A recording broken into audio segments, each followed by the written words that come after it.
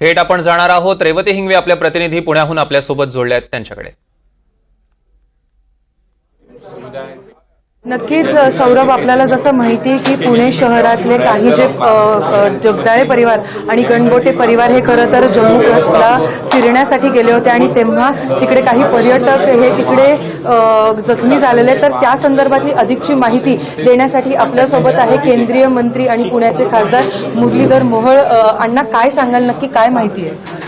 नाही, एक तर मुळात हा देशावरचा झालेला जो हल्ला आहे, भ्याड हल्ला देशावरती झाला आणि जम्मू काश्मीर सारख्या एका गेल्या काही दिवसात आपण पाहतोय की आज देशभरातनं नाही जगभरातनं पर्यटक त्या ठिकाणी येत होते आणि हेच मला असं वाटतं की देशाचं वैभव, देशाचं इतकं चांगलेलं चालूच असलेलं सगळं एकूण वातावरण हे देशविघातक आणि देशविरोधी शक्तींना पाहवलं नाही आणि इतका मोठा हल्ला झाला।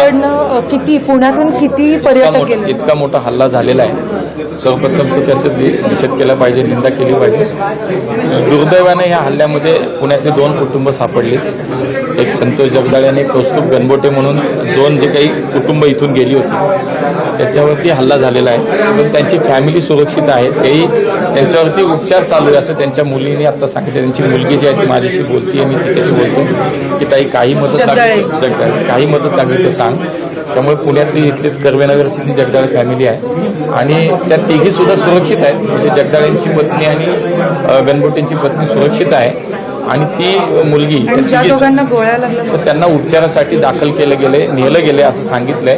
आता ते नेमकं आपल्या समोर येईल परिस्थिती काय, पण त्या लोकांच्या संपर्कात आहोत। शिवाय गेल्या काही दिवसापासून अनेक कुटुंब म्हणा, फॅमिलीज म्हणा, या जम्मू काश्मीरला फिरायला गेलेले आहेत महाराष्ट्रातील पुणे, त्याही लोकांचे संपर्क सुरू झालेत, त्यांनाही लवकर परत यायचे। त्यामुळे त्यांना रेल्वे सेवा असेल, विमान सेवा असेल, जे लवकर मिळेल आणि सुरक्षित येण्याचं त्यासाठीचे प्रयत्नही सुरू आहेत। महाराष्ट्राचे मुख्यमंत्री आणि देवेंद्रजी सुद्धा या सगळ्या परिस्थितीवर लक्ष ठेवून स्वतः जातीनं लक्ष देत आहेत, तिथल्या प्रशासनाशी बोलत आहेत। आम्ही सुद्धा सगळेजण त्याच्यात निश्चितपणे जे मदत लागेल ती करतोय।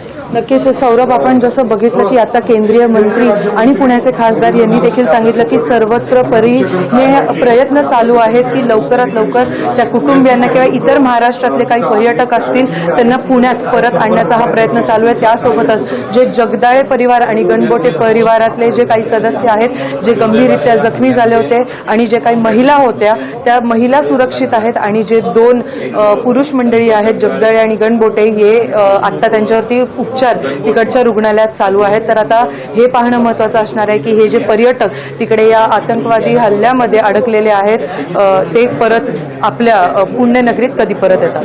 निश्चितच यावर आपलं लक्ष असणारच आहे। रेवती, तुमच्या माध्यमातून तुर्तास धन्यवाद।